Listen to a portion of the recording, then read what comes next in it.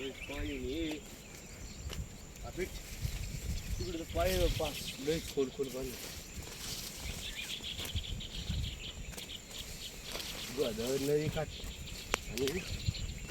जालना जिल्हा तालुका अंबड पुरणगाव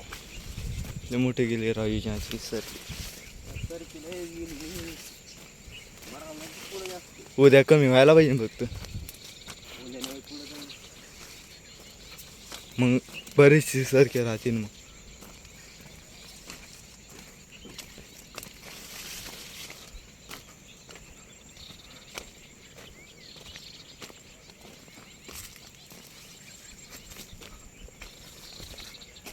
अल्ट्रा आणला सगळं झूम करून दाखवलं असं